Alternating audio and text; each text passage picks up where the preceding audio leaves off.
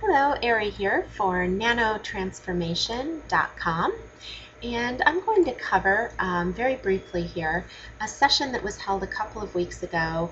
The Council on Foreign Relations held a special session, a symposium on pandemic influenza science, economics, and foreign policy on the H1N1 virus and vaccination.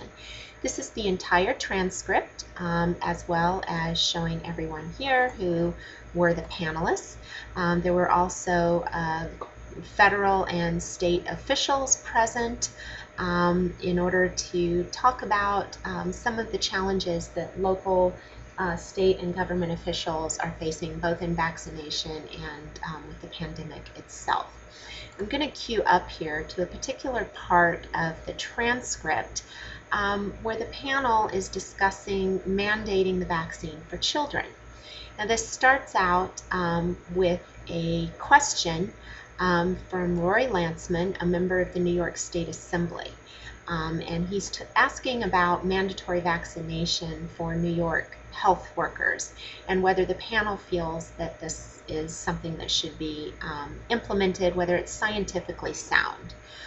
So the panel basically says they have a very strong opinion about it, they laugh a little bit about it, and basically agree that, yeah, it's a good idea for that to happen.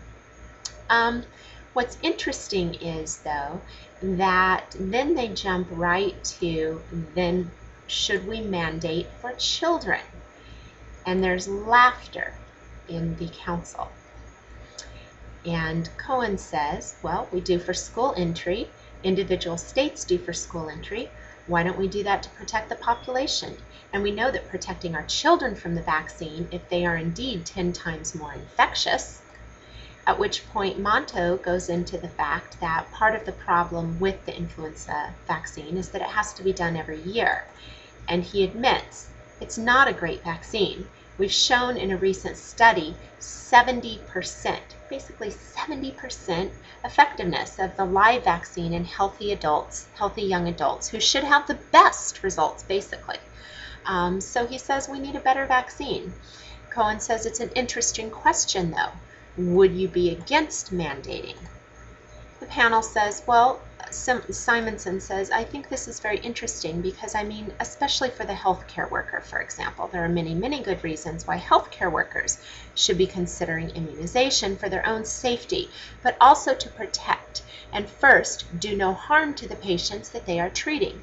Having said that, does it work to mandate? I think what would work better would be to say that there was a shortage and people tend to buy more of something that's in demand. Laughter. We saw that there was one season where, really, people lined up all night to get a flu shot. Cohen says, right. Simonson says, and I mean, Cohen said, well, there's a shortage. Simon said, no, actually, because we thought we were going to need 2 doses for every adult, and since we are only 1 dose, so actually we have twice as many doses and enough for the whole population at this point, I understand. Cohen says, but it's not there today, so he says, right, but I mean that, he said, you had a question, you've been waiting a long time, and please identify yourself. In other words, they ended the conversation at that point. They ended the line of questioning. Why?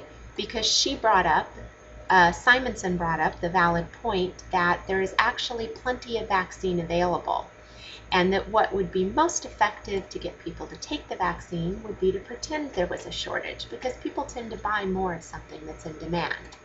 And then what did they do? They laughed about it. That's right, they laughed about it. Just thought that that should be brought to your attention. This is Ari for nanotransformation.com.